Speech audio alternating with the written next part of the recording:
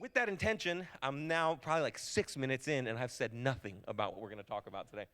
We're going to continue this Ten Commandments sermon series. I'm really excited about this. I really enjoy it because I think the Ten Commandments are powerful. And they're powerful multiple ways. They're powerful in our culture, which feels like we talk about a lot. Like they're a political tool, and like people are always arguing about whether they should be here, whether they should be there, whether they should be, posted up on, the Capitol steps, or whether they shouldn't be. And then there's all this noise about them.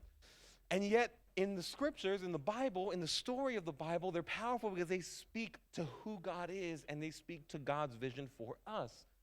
And yet, in the midst of that, because of how culturally prominent the Ten Commandments are, it feels like we kind of lose the theological or the significance they have spiritually to our lives and become like a political tool more than they are a spiritual vision of God and of his people.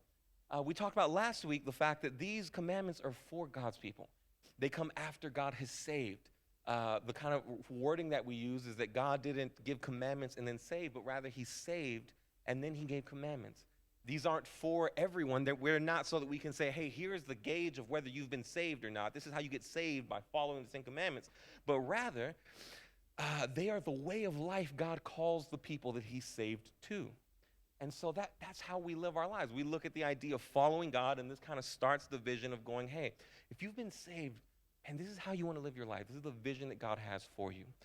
And it starts last week with not having anything besides God, not having any gods besides God, that we wouldn't place anything in priority over him, but that we would truly make everything in our lives subservient to God, that we would follow him passionately. And lovingly. If you want more info on that, go and check out the sermon from last week. However, this week, moving on to the second commandment, it's the commandment about idolatry. And that's tricky, because what the heck is idolatry? This is one of those really fun subjects that in the Bible is brought up a lot. And it's one of those cultural disconnects that we don't necessarily understand and we can't relate to. And yet it's brought up a lot, so much so that one of the Ten Commandments is focused on this idea of don't make any graven images, don't make for yourself any idols. And the thing is, in the list of the Ten Commandments, we really connect to the ones that we relate to culturally. It's like, don't murder somebody. And it's like, yeah, dude, don't murder somebody. Right? It's like, don't steal. Yeah, dude, really don't steal. Right? Like, we get that vibe. We understand that because we relate to it. But then you get something like this where it's like, hey, don't make for yourself an image or a graven image. And then it becomes like, man, what does that even mean? It's really hard to even grasp what that looks like. And here's the thing. Historically, what this idea was is that people would make statues, and they varied in size. They could either be like a handheld statue, something that kind of fit in your hand, maybe went in your home, set up somewhere, or they could be rather large statues, whether it was like kind of the size of a person, or whether it was like a statue that was very imposing and bigger than a person. And they were meant to embody or represent a god. And people would come to those figures and they would go, oh, I'm going to pray to this statue. I'm going to try and win over this statue. If I do something good, I may collect something as evidence that I did something good.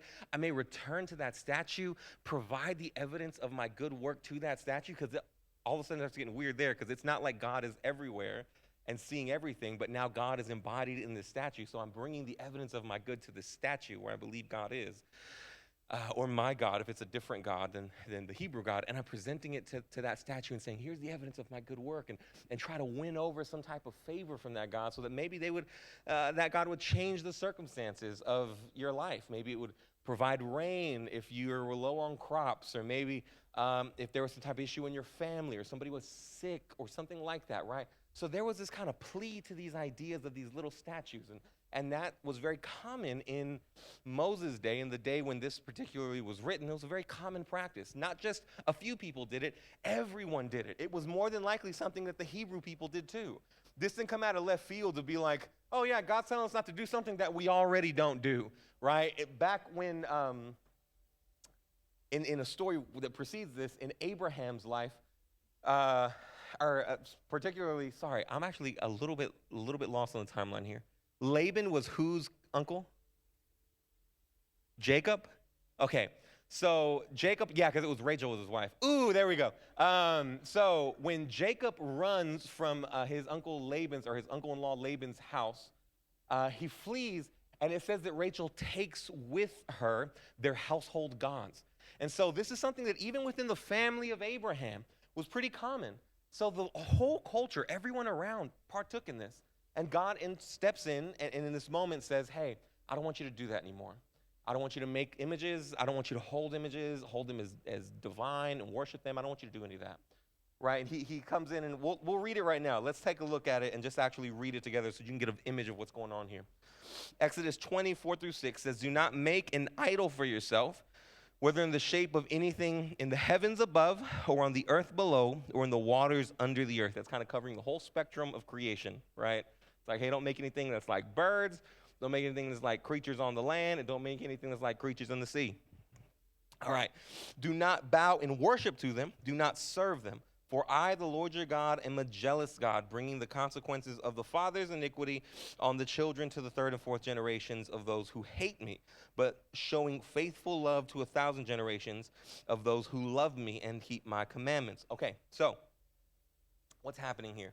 I want you to pause real quick and set aside, not permanently, but for a moment, this talk about judging fathers and kids, and we're going to get to that. I want you to just take a deep breath. Don't let that distract you. But first, let's focus on this idea of idolatry. He's saying don't worship them, don't make images. And you may look at this idea and kind of be like, yeah, like I said, this isn't really hard. I'm not taking anything and bowing down to it in my house. But here's what's really happening, is he's trying to communicate, don't make something that's going to lead your heart to run to it. Don't create something that your heart is going to run to for security. Now, for these people particularly, there was this idea of carving something out of a little piece of stone or wood. And that's how they created something that their heart was going to run to for security in times of fear, in times of concern. And yet, we look at that and go, oh, that's kind of ridiculous. But in our lives, we create the same very things. We create things in our mind. We create stories in our minds, stories in our hearts. We create narratives of how other people may have offended us before we did anything in retaliation to make ourselves feel a little bit better, and then our heart runs to that in the midst of the feelings of guilt and shame. It's just one little example. We're creating things, maybe not with our hands, but with our minds and with our hearts, that our heart then runs to and says, man, in the moments of my insecurity, in the moments of my fear, in the moments of my shame, in the moments of my anger, I'm going to run to this thing. I'm going to try to get my hope out of it. And that's really what idolatry is, right? If we're going to take a look at a basic definition, come on, iPad, wake up. Idolatry is what your heart turns to other than God. That's a pretty simple definition, but it's what your heart turns to other than God. And in this commandment, he's saying, don't make those things. Don't make them and kind of put yourself in a position to run to something that's not me. Now, here's the thing. That feels very broad. That's a broad definition, so let's narrow it in. A lot of you guys may know the definition from the late, great Timothy Keller, who passed away just a couple of weeks ago, who said this about idolatry, kind of teasing out in a more detailed way, that an idol is whatever you look at and say in your heart, if I have that, then I'll feel my life has meaning. Then I'll know I have value. Then I'll feel significant. Again, something that our heart's turning to for what? For meaning, for value, for significance, right? We're creating things that our heart turns to try and satisfy the aches of our heart, what we're longing for, what we want, what we hope we become, right? That's idolatry. Now, we can list through those things really, really easily, but the thing is, some of us also probably can't. If I'm being honest, that's still probably pretty challenging for us to apply to our lives. If I told you right now, like, what do you look to for meaning and significance? You'd be like, I don't know. Right? It actually be probably pretty challenging for you. So I want to go ahead and dive a little bit deeper into this idea. And I want to provide two things that I think I see oftentimes. And this is not a full list, but I think it's important for us to think about. Because if we look at idolatry as something that we're looking at to bring significance, to bring meaning, to bring value, I think there's a couple of ways this happens. I think the first thing that I would say is that if we're going to apply this to our lives, we need to look at whatever we place our hope in. Whatever you place your hope in is the thing that I would say starts to verge on idolatry. We oftentimes can look and say, hey, as a person, right, I want to be approved of, I want to look good. So I walk an old lady across the street. This is a kind of old example, but I don't know if people are walking old people across streets anymore. But, and overall, we would look and go, man, that's really helpful, right? Society is better when young people are helping old people across the street. Everyone would agree with that. However, right, if the inner workings of our heart is going, man, I feel guilty about doing X, Y, and Z, and I want to exude myself. I want to release myself from that guilt and shame by doing something positive. So I take the old lady, the old man's hand, and I say, I can help you across the street. And then I get to the other side, and I breathe a sigh of relief that goes, man, okay, I feel better about myself now. All of a sudden, the hope of who you see yourself as, the hope of who you want to be, doesn't rest in God. It rests in walking an old lady across the street. And all of a sudden, it gets a little tricky. And that's what I'm saying. This is complicated. This is challenging. Because when we start to look at our lives, we start to realize that we do this with a lot of stuff. How we raise our kids, how our grade point average in school, whether we own a house or whether we don't. Let me be very honest with you. About 7 years ago, that was where me and my wife were. We'd gotten married, and we had lived in an apartment, a low-income apartment, if I may add, in San Marcos, Texas. And it was fine, but it was also evidently a low-income apartment. And it had all the characteristics of such. And I quite enjoyed it, to be quite honest. But my wife was like, we really need to start thinking about our living situation here. So I was like, all right. So we moved in with my dad for a couple of months, or maybe more than that.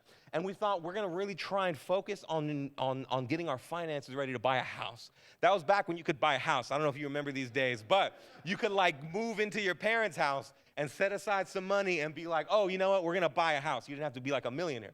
So we moved in with my dad, and we stayed there for a couple months. And we were like, okay, I think we're ready. I think our finances are in order. This was really important, an important move for us because our families couldn't help. We had friends everywhere, all over the place, that were just like buying houses left and right.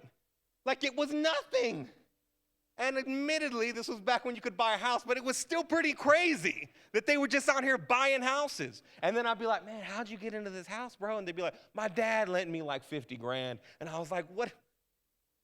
I think if I collected all of my aunts and uncles and put them in one room and was like, can we collectively put together 50 grand for me to buy a house? They'd be like, bro, I can't put together like $50 for you to buy a house right now. Like, what are you talking about? At the time, there was not very much financial stability. And so it was crazy to me that I kept looking and they kept being like, yeah, my dad just lent me all this money. And me and my wife were like, well, we don't have that option. So we're going to have to move in and we're going to have to get our finances ready. We buy a house. But as we kept talking about this idea of a house, I started realizing it wasn't just the idea of getting out of this apartment or having a yard or whatever. There was something going on, particularly in my wife's heart, that was going, man, I see all of the people that I went to school with. I see the people that I consider friends, and they're all making these jumps in life, right? They're all buying houses. They're all kind of getting stable. They're all setting up for the future. And something in her went, I need to be doing that. I need to be doing that. She felt like she was falling behind. As a result of falling behind, she felt like she was a little bit less than them. She wasn't as accomplished as them. She wasn't as X, Y, and Z. Insert probably what maybe your own experiences. And that sort of comparison, kind of the thief of joy, as they call it, was kind of getting into her craw. And she was like, we really need to buy a house. And to be quite honest, we just were financially really not ready to buy a house. It left us a little bit house broke for a while. Even back in the days when you could buy a house, we still were house broke, if that gives you some insight as to how broke we were. And it was funny because the moment we got into the house, she's all excited. I'm excited too. I'm a little bit nervous about our financial stability, but I'm excited. And then within like 2 or 3 weeks, I see my wife kind of being around the house, kind of like almost throwing shade at the side, like shade at, what is it called? The little, the molding on the, she'd just be looking at anything around the house and kind of just randomly be like, say it again? Baseboards, there we go. And she'd kind of just be looking and kind of be like, and I'm like, what's wrong? And she'd be like, it's just not all it's cracked up to be. But that itch in her was like, I'd do anything for that thing. I'll move in with my father-in-law, and let me be honest with you, he's back there, and she didn't want to do that, really. She was willing to do anything because she thought if I could just have that thing, it would provide what I need in order to feel good about myself. And then she went and she pursued it. And then she ended up being in the spot where she was like, no, that's not right. That was my bad. That didn't work. But she placed her hope in that thing. Now, here's the thing. A lot of us maybe can relate to a story like that. Maybe for you, it's a job. It's, like I said, it's a degree. It's a house. It's a car. It's a relationship. Whatever the case is, we place our hope in that thing. We want to derive some type of value, meaning from it. But I will also say that Tim Keller wrote that specific quote, like I think 8 years ago, and the world has changed a lot in those 8 years. And there's particularly another area that I see idolatry at work a lot in, and it's not just where you place your hope. I think it's also this. I think it's where you place your pride. Where you place your pride. For a lot of us, we think of idolatry in the context of really meaning, significance. We take something like Tim Keller's idea and we go, okay, here's my spiritual need that I'm trying to get from this is meaning, significance, or approval of some kind. And then we try and go find that in our lives. And yet one of the things culturally that I've seen come up really big in the past probably 4 to 5 years is this idea of what we place our pride in. I think it's further down the line if you keep going, bro. And if this isn't working, then oh well. If you look through the scriptures, this is actually really prominent in the Bible as well. Particularly, one of the New Testament examples is in Acts 19, where in Acts 19, Paul is in a city called Ephesus, and there is a temple in Ephesus to a goddess named Artemis. And that goddess is losing followers because Paul is preaching the gospel. And as a result, they're burning idols and they're burning scrolls with her prayers in the streets. And it says that amounts to 50,000 pieces of silver. That's a lot of money. I just said that my people can come up with that to about buy me a house. So that's a lot of money, all right? Now, here's the thing. When we look at the response of the idol makers and of the followers, I want you to look at what they say.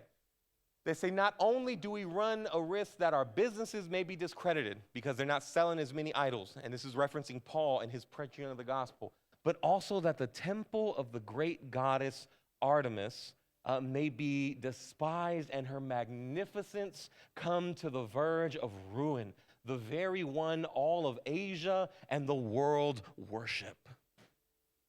Take a look at it and think through that for a second. When we talk about Acts 19, if you talked about it, you've probably heard it through the context of money, and money is a significance, and that's true. But there's also a sort of pride in the goddess Artemis. You got to remember, this was a goddess that represented the city of Ephesus, really. And so a lot of these guys that were working in Ephesus had been devoted to Artemis their entire lives. It was more than just their religion, it was their culture, it was their way of life. And as a result, they had deep pride in it. So much so that when Paul's beginning to preach the gospel, he's starting to draw people away, and their concern is not just with their money, but also with the fact that the thing they take pride in, their culture from their city, what defines them, is going to be despised, it's going to lose influence, it's going to be considered second best, and that makes them angry. I think we may not even know it, but so often this idea of idolatry is so present in our lives. I think of a couple of ways where this particularly impacts the world that we live in.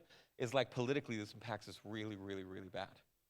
Because the way we live in the world we live in at the moment, right, you take this idea of saying I'm conservative or I'm liberal, and then you go, man, this is the thing that'll bring the right way of life to the world we live in, to my country, to my city, to my state.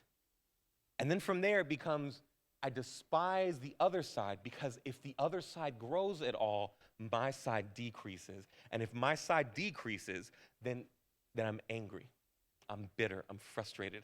And the thing is, this is sneaky because oftentimes things like political beliefs, they come from places like our culture, our family. They're not just ideas that we come and derive from a Bible or that we get from a platform. We really end up getting them from when we're being raised by people that say, this is how we should live. This is the way things should work. This is who I voted for. This is who X, Y, and Z. And that begins to influence because it's not just a political agenda at that point. It's how we grew up.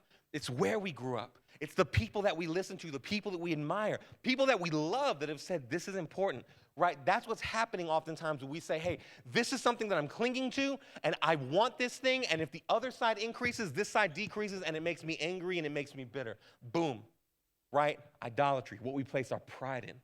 But this doesn't just extend to this. It extends to there are people that are obsessed with sports, and there's rivalries, and if there's like one side that does well, if A&M does well and the Longhorns decrease because A&M does well, then everyone's bitter, right? Like it happens all the time.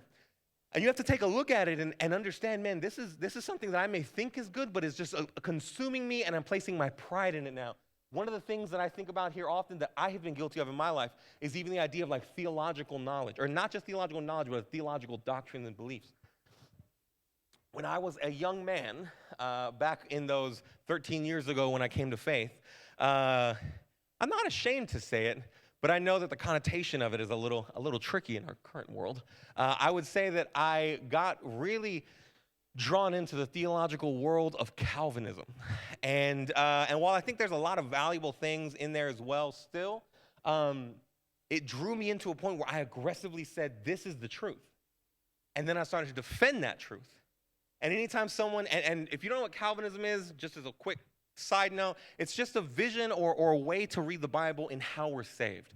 And then oftentimes it's contrasted with another idea that's called Arminianism. And so these oftentimes are at battle. And then I would go, and every time I would meet someone that had a different belief, I would come and I would argue my theological point for the Calvinism and then try to smash everything else. And I would become a little bit bitter, because if someone was like preaching, right, at a church that I visited, let's say, and they preached Arminianism, this idea of this is how you get saved, then I would kind of be sitting in the chair and I'd be like, I'm going to go talk to that pastor when he's done, right? Because I thought I need to go try to defend and prove to him that this one's actually better. Why? Because if he's preaching that and all these people are saved, in my mind I start going, he's preaching a false teaching, so I need to go and try to make it right.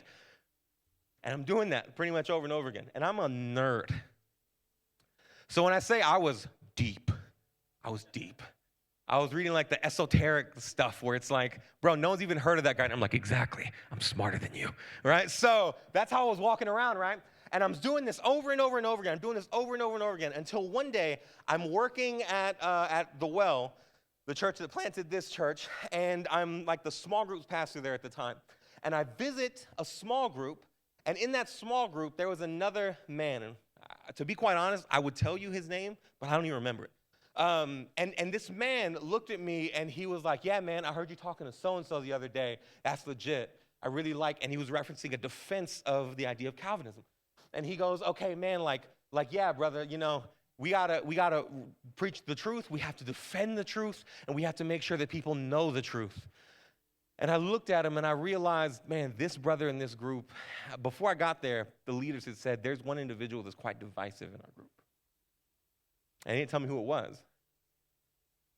But within about an hour, I knew who it was. It was the very same guy that looked at me and said, we're together.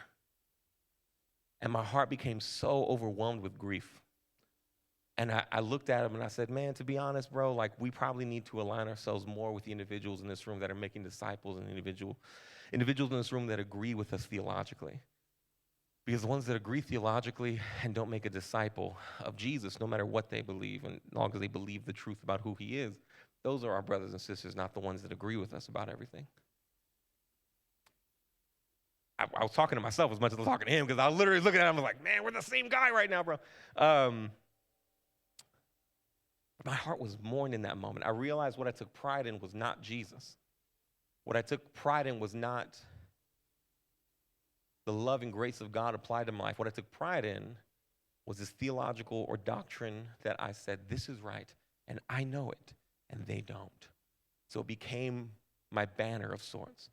And here's the thing, in your life, you have maybe some things like that as well. Anytime we look at someone and go, they're less and I'm more because of this, I would say that's an idol. That's an idol.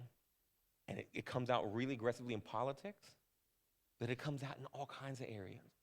Idolatry is often what we put our pride in. And so those are two things that are going on. But here's what I want you to see, that oftentimes what's happening here is that idolatry leads to a couple of things. The first thing is that it leads to hurting other people, and it leads to hurting ourselves. Idolatry leads to hurting people because we say, okay, I'm looking at maybe an individual and I'm treating them lesser than. Why? Because I feel pride and I want to kind of have my thing be above their thing. But then it also hurts ourselves because we oftentimes look at things that have no business trying to give us what we're looking for, and then we're just pursuing those things. You're my wife looking at the house and the baseboards being like, this isn't all it's cracked up to be. But what if I told you that despite the incredible definition by Tim Keller about idolatry, That's actually not even what this is talking about. So we're going to start over because that is idolatry. Those things are right. And when we're talking about idolatry, we have to talk about them. However, what we're talking about in the second commandment is not that. What do I mean? What I mean by that is this, that the second commandment here is not talking about having other gods as idols. In other words, saying, hey, these things are now ultimate things. That's actually covered in the first commandment. The first commandment says, don't have any other gods besides me. That says, hey, don't have any gods. Don't replace any of the non-ultimate things and put them in the ultimate place. No. What God is actually telling his people here in the second commandment is don't make any images of me. And that's important. And it's actually powerful. Oftentimes we think of the golden calf as an example of Moses coming down the mountain and going, you're worshiping something other than God, without actually knowing that the golden calf that they built was supposed to be Yahweh, their God. The bitterness and anger didn't come from you worshiping other gods, but you have a distorted vision of your God. Don't make any graven images that represent me. And this also has to do with the culture. I have a quote here that I think was really helpful for me in understanding. It's by a man named John H. Walton. If you want to go look him up, you can. He has some wild interpretations of things, and it's a lot of fun to read them. Just buckle up while you're doing it, all right? And in his background commentary article talking about this verse, he says, the prohibition, that is the prohibition against idolatry, is more concerned with how idols are employed. And here the issue is power. Images of deity in the ancient Near East were where the deity became present in a special way, to the extent that the cult or religious statue became the god. As a result of this linkage, spells, incantations, and other magical acts would be performed on the image in order to threaten, bind, or compel the deity. What does that mean? It means that oftentimes what would happen is they would make the god that they were worshiping into a specific image. They would use that thing in order to try and make him do what they thought he should do, and all of a sudden they would feel bitter if it didn't happen, or they would feel entitled if it did happen. And here's the thing. I think the third element of idolatry that this really speaks to us about, we have first what you place your hope in, what you place your pride in, but I think the other element of idolatry that we have to really consider from this verse is there's the idolatry of who you demand God to be. Who do you demand God to be? Because the issue in the ancient world was not just that they were going to go worship other gods, but they were going to create a God in the image of themselves, who views the world the way they view the world, who does what they think would be best. And there would be some type of magical act in order to say, hey, here's the thing. I need you to do this. I need you to do that. This is how my life should look. If I was God, this is what life would be like, and that's what you should be doing. And I'm here to do all the things I need to do in order to demand or to compel you to giving me that which I think is best for me. Now, again, we look and go, I don't do spells, but you sure do act right. I think if there was a thing I think most of us put our magical confidence in, it's much less how we do a spell, it's much more how we perform in the world.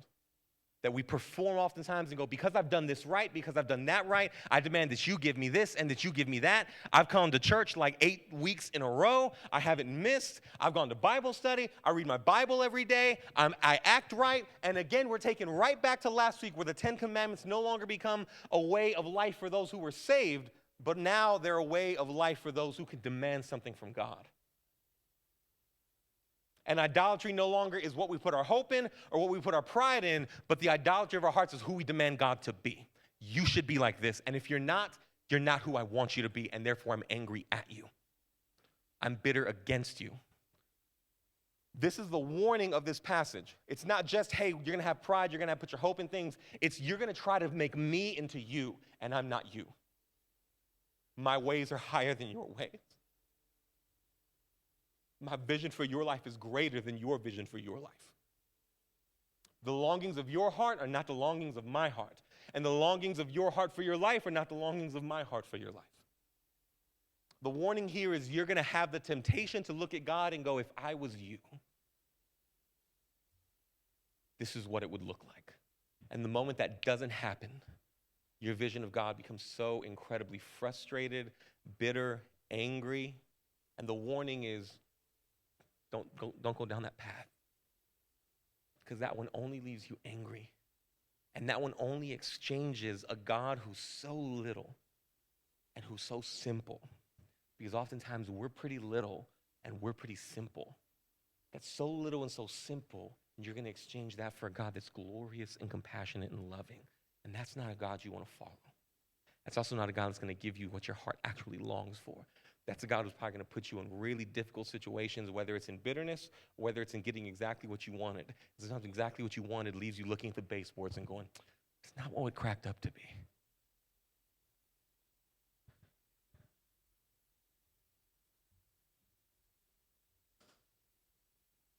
And so what's the solution here?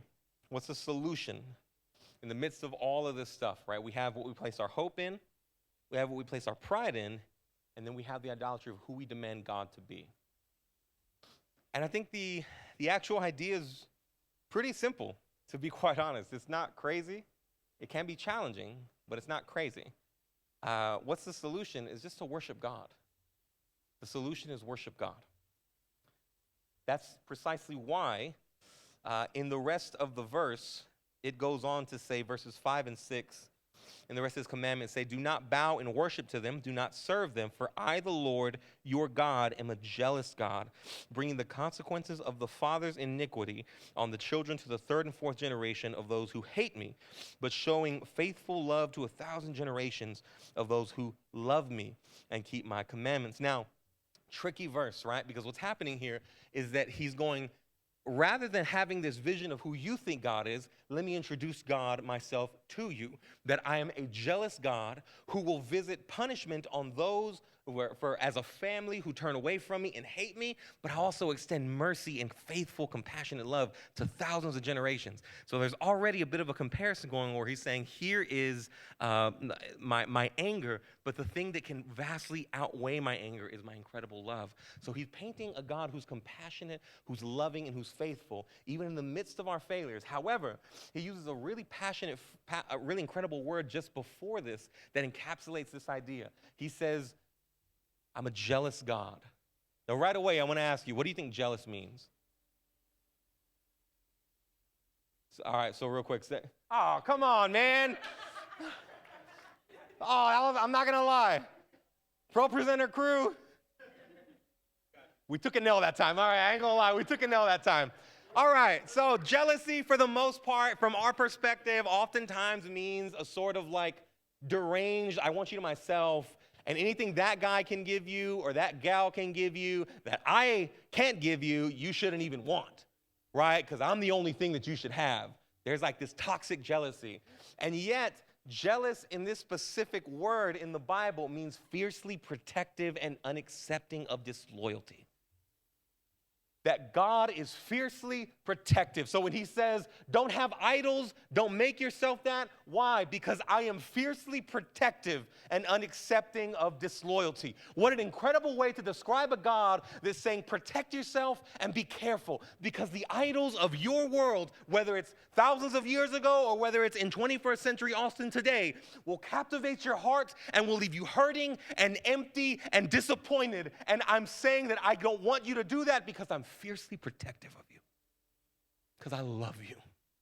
Not because I'm just angry or disgruntled, but because I'm fiercely protective. I want what's best for you. I love you. I want to protect you. And I'm unaccepting of disloyalty. That's really powerful because it means that God looks at his people and says, I don't accept disloyalty from you. But it also means that God looks at himself and says, and I'm unaccepting of disloyalty from me. My character does not extend to demanding something from you that I wouldn't give to you myself. And therefore, when I expect loyalty from you, it's because you have a God who will be eternally loyal to you. That he's protective of you and that he'll stay with you forever and ever and ever and ever. That there will not be a moment that he falls away. There will not be a moment that he falters. And the story of the Bible, including this moment, is this incredible story of a God who says, despite that I've made people that constantly run from me, I'll constantly run after them. I'm a jealous God. Fiercely protective. loyal. And my mercy and my grace always outweighs my anger. It's always greater than my anger. And so what happens in the midst of idolatry, God says, have this vision of me. Grow this vision of me.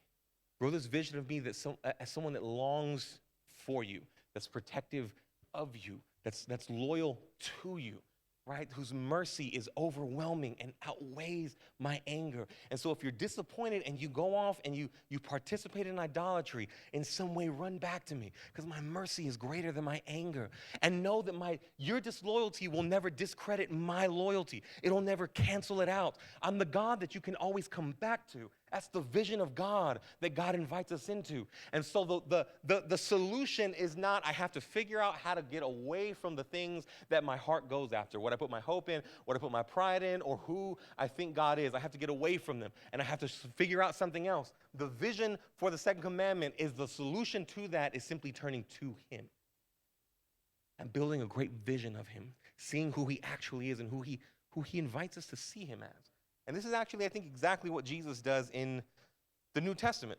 Like, there's such a powerful vision of Jesus in the New Testament because he perfectly embodies all of these things, right? When you think about how he's tempted by the devil in the wilderness, there's this moment where he's taken to the very top of a mountain, and he said, and he's told, man, all the kingdoms of the world are going to be yours. And Jesus resists that temptation. He doesn't place his hope in that idea. He's not saying, okay, I'll bow down to you. And it's actually in direct connection to this because he says, if you would just bow down to me and worship. And it's almost like he's taking the second commandment and go, hey, you know you're not supposed to bow down to anything, but would you bow down to me in exchange for something that can provide your heart hope? And Jesus goes, no, I'm good.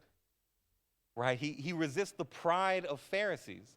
Right? When Pharisees are out there creating this game of shame and guilt, and they're bringing women that have been caught in the act of adultery, while there's actually no men involved in this story that are being brought to people and to be shamed, but they're throwing her in front of him. He's looking and resisting the urge to build a certain type of pride by going, hey, where are those who condemn you? I don't condemn you either. Get up, you're forgiven, go sin no more. He's resisting pride. He clings to God and displays the faithful love of someone who's devoted to God. Right? This is the perfect vision of what it looks like to live according to this commandment. Right? When we see the pride of individuals bearing down and hurting others, that we would step in and be a compassionate light and force in the midst of those arguments. That if you are the person that's sitting there and having a political argument and you're making it worse, it's not like what Jesus is doing at all. Right? He's bringing peace to situations and bringing redemption and restoration to people that feel hurt by things. And if you're bowing down, and this idea of physically bowing down, but emotionally saying, yeah, I'll give whatever I have to in order to be close to you, in order to gain what you're telling me to gain. That's not the vision of Jesus' life. And yet, despite that perfection, Jesus goes to the cross like an idolater so that we who are idolaters can be saved. That you're forgiven of idolatry. The thing is, I painted a picture right now that if you were anything like me, you should kind of be like, dang, I'm guilty of like all of these. And yet, the hope of that guilt is not found in changing our ways, but in turning to God, in being forgiven through the act of the perfect worshiping man who gives himself for the sake of idolaters. That we would gain a vision of God, not by going, okay, you're good, and I need to contrast it to that stuff that's bad, but taking a look at the cross and going, here's my vision. Here's who I'm worshiping. Here's who I'm following. Right? This man who's compassionate and loving and faithful. I'm going to set my eyes on him. I'm going to worship him. I'm going to follow him. And that's going to be the anchor to my heart as my heart tempts me into temptation, as my heart tempts me, into idolatry along the way. That's the vision that is presented in the second commandment. But I think more than anything, it's the vision that we're invited to when we see Jesus on the cross. And when we see Jesus as our Savior. We see Jesus as our Redeemer. That's what we're invited into now. That God became flesh and dwelt among us. He displayed perfectly the heart and character of God. And now that's who we look to and go, he's my everything. I'll follow him. Set my eyes on him. I won't look away. Now, a couple of application points before we head out, before I pray. Man, bro, I already done ran out of time. And my 5 minutes of talking beforehand really got me, came back to bite me. I'm never going to talk about like that again. So first application point, identify what your heart is going after. Identify what your heart's going after. You know, like, this isn't easy. It takes work. It was reasonable for me and my wife to look at our house situation and go, this seems like a reasonable thing to do. You know, like, until we start investigating more and realize, man, my heart is going after this house. This isn't just a wise decision. This is my heart trying to search for something that it feels like it needs in buying a house. That's what's happening. And so it takes work to identify what your heart's going after. Identify what your heart is going after, what your heart's longing for. The second one is this: find where you're angry at God and confront it. Find where you're angry at God and confront it. Why am I saying that? Because more than likely where you're angry at God is the exact place you're saying, I would have done it different if I was you. And the more you run from that, the more you stick with the vision of God that looks just like you, and you never exchange it for the vision of God that looks like him. Just hold on to that. It just grows in bitterness, and you say, man, I wish God was more like this. But when you confront it, you're able to come to terms with who he is, and you're able to come to terms with what he longs for in you, what he desires in you. So find where you're angry at God and confront it. And then I say this pretty much every week, but I think it's really important. Learn God's will and heart and character. Like, really, really learn him. Learn who he is, learn what he wants. Here's the thing, if your life consists of never investigating and seeing who God is, you do not have a vision of God when you pray to God. If you never spend any time opening your Bible, if you never spend any time going to small group, if you never spend any time trying to listen to a sermon, if you don't revisit maybe a sermon from here, listen to a sermon from somewhere else, if you're never giving yourself to learn who God is, when you stop and say, God, hey, in prayer, I promise you, you're not praying to God, you're praying to you. But the more we do this, the more we sit there and go, who are you? What do you want? What do you hope for? Man, in those moments, we begin to be equipped with the vision of God that anchors our hearts as we navigate through life and as we go to him in prayer and as we read the Bible and everything else. And so learn God's will and heart and character. And I think the first place that you should start if you feel uncomfortable or kind of lost in doing that is open up Matthew, Mark, Luke, and John and just read about Jesus. Just read about Jesus. If you don't read the Bible daily right now, start in Matthew, Mark, Luke, and John and just read about Jesus. And I promise you, you're going to catch a vision of who God is through him. My hope and prayer is that we can have a good and healthy vision of idolatry, that it's not just wrapped up in identity and acceptance, but that it starts to really open up and help us see this is about who God is. It's about worshiping God for who he is. It's about learning him and loving him and being loved by him and understanding how our life is anchored by that truth, not by anything else. Let's pray.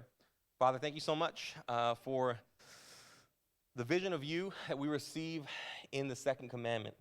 That today, Father, we stand before you not as people who are perfectly faithful, that we're idolaters, that all of our hearts drift, that they drift to placing our hope in things, to placing our pride in things. They drift into having distorted visions of who you are. And yet in the midst of that, seeing those who are guilty of idolatry, you came to the world. That the image of God that we made in our own hearts was smashed by the image of God in Jesus Christ himself, as you came into the world to redeem and to save the world, not to curse the world, but to save the world. And that is now the vision we have of you, that we have the biographies written about you, about what God looks like on earth conducting himself with men, that you corrected those who were trying to oppress, that you uplifted those who were discouraged, and ultimately you gave your life so that sinners could be forgiven and brought into the family of a faithful God who is protective of us and who is committed to loyalty to us. Father, thank you. Help us cling to that vision in the midst of our lives, in the midst of a world and culture that tempts us to see value, significance, acceptance, pride, importance in so many things that are not you. And yet we're invited to take a look at the cross and say, there's what gives me what I need. There he is, dying for the guilty, uplifting and making a family for himself. Thank you. Help us to cling to you, to hold on to you, and to to come back to that vision of you. Navigating through any of our bitterness, our anger, any of the effects that idolatry has had on us before, let us remember that through this verse, we're invited to come back to you, that that's the solution. Not fixing ourselves, but to come back to you, to catch that vision again and again. Thank you. We love you. In Jesus' name.